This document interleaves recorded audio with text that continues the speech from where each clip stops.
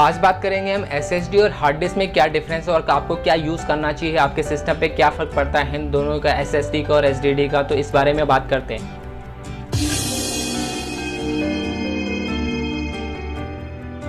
नमस्कार दोस्तों, मैं हूं ताजवीर सिंह और आप सबका स्वागत है मेरे technical YouTube channel Taj IT solutions में। तो सबसे पहले बात करते हैं ओल्ड आपकी SSD के बारे में। SSD क्या होता है? बेसिकली डिस्क लगे होते हैं, डिस्क के ऊपर एक आर्म होता है और एक मैकेनिकल पार्ट होता है जो कि मूव करता है और डेटा को आपका स्पेसिफिक पार्ट पे मूव करके डेटा को रीड करता है, जो कि काफ़ी लंबा प्रोसेसर होता है और आपका डेटा ट्रांसफ़र बहुत ज़्यादा स्लो हो जाता है, जिससे आपके सिस्टम की परफॉर्मेंस काफ़ी कम होती है। और ये सारे पुराने सिस्टम्स में यही लगी होती है, आज भी सिस्टम्स में आती हैं।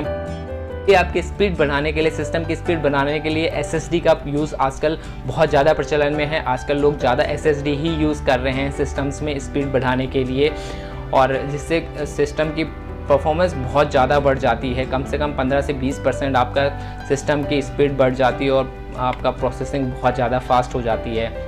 तो SSD कितने टाइप्स की आती हैं? बेसिकली आपका जो SSD होती हैं वो 3 टाइप की आती हैं। पहले होती है M-SATA। M-SATA में क्या होता है, आपका एक SSD होती हैं सारी। अब SSD जो आती हैं वो डायरेक्टली एक चिप टाइप की होती हैं और एक सर्किट होता है, माइक्रो सर्किट आपका होता है और इस पर चिप्स लगी होती हैं और डेटा रीड करने में ज़्यादा टाइम नहीं लेता है और आपका सिस्टम काफ़ी फास्ट काम करता है। और 2009 में लॉन्च हुआ था, उसके बाद से इसमें काफ़ी कुछ चेंजेस आए हैं, SSD अपग्रेड हुई हैं और इसमें 2 टाइप्स की SSD और आ गई हैं, M.2 SATA और M.2 NVMe।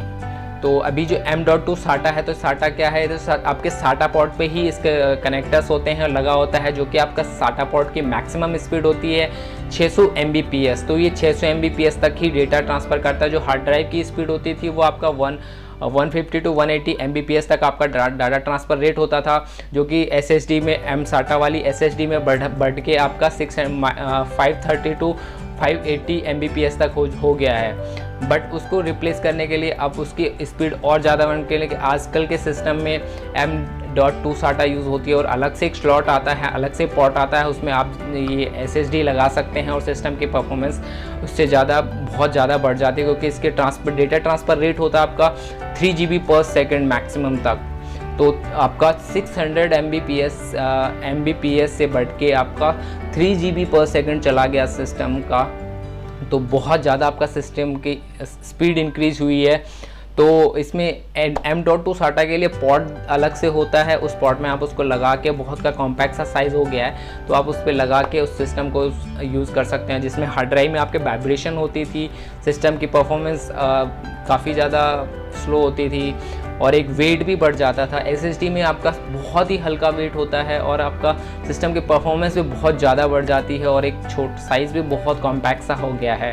तो अब बात करते हैं NVMe SSD जो होती है, M.2 NVMe। इसमें क्या होता है, आपका सेम SSD सेम ही होता है, इसका सर्किट थोड़ा सा डिफरेंस होता है। बट इसमें डिफरेंस क्या होता है, आपकी इसको स्पीड और ज़्यादा बढ़ गई, आपके 4 GB पर सेकेंड तक की आती हैं NVMe जो SSD होती है M.2, ये आपका इसका सेम साइज़ होता है, छोटा, और आपका स्लॉट थोड़ा सा डिफरेंट होता है। इसको आप PCI Express में यूज़ कर सकते हैं। जो आजकल के नए मदरबोर्ड आते हैं, जो नए लेटेस्ट मदरबोर्ड है, उनमें एक PCI Express पोर्ट आता है, स्लॉट आता है, आप उसमें लगा के इसके परफॉर्मेंस बहुत ज़्यादा, जिसकी डाटा ट्रांसफ़र रेट, जो PCI Express स्लॉट होता है उसकी डेटा ट्रांसफ़र रेट बहुत ज़्यादा होता है, जिससे सिस्टम की परफॉर्मेंस बहुत ज़्यादा बढ़ जाती है। तो अगर आप सिस्टम लेना चाहते हैं तो ज़रूर आप SSD ही यूज़ करिए सिस्टम में, हार्ड ड्राइव मत लगवाइए, और हार्ड ड्राइव वाला सिस्टम आपका काफ़ी स्लो हो सकता है। हाँ, आप दोनों यूज़ कर सकते हैं। आपका ऑपरेटिंग सिस्टम के लिए, परफॉर्मेंस के लिए आप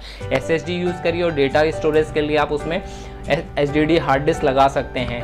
और डेटा सेफ आपका SSD में ज़्यादा सेफ आपका हार्ड डिस्क में होता है, क्योंकि डिस्क से डेटा बाद में फॉर्मेट होने के बाद भी निकल सकता है, बट अदरवाइज़ आपका डेटा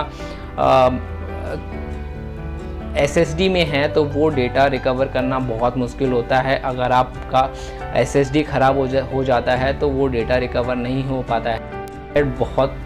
इसका हार्ड डिस्क से डेटा कभी भी रिकवर किया जा सकता है। इनका फॉर्मेट होता है तो उस कंडीशन में तो हार्ड ड्राइव SSD दोनों से ही डेटा रिकवर हो सकता है। बट अदरवाइज़ अगर भी सर्किट ख़राब होता है तो SSD से डेटा रिकवर करना बहुत ही मुश्किल है, बहुत कम चांसेस है। लेकिन हार्ड ड्राइव से आपका डेटा हमेशा के लिए सेव है, इन द सेंस आपका हार्ड ड्राइव अगर ख़राब हो जाता है, सर्किट ख़राब हो जाता है, डैमेज हो जाता है, तो अंदर की डिस्क हमेशा सेव रहती हैं, आप उनसे डेटा कभी भी रिकवर करवा सकते हैं और वो बहुत ईजी भी होता है। आप आसानी से उसमें डेटा कभी आप निकलवाना चाहते हैं तो निकाल सकते हैं। वैसे SSD में अगर सर्किट जल गया, आपका कुछ हो गया, तो वो चीज़ें नहीं हो पाएंगी, आप डेटा रिकवर नहीं करवा पाएंगे अपना।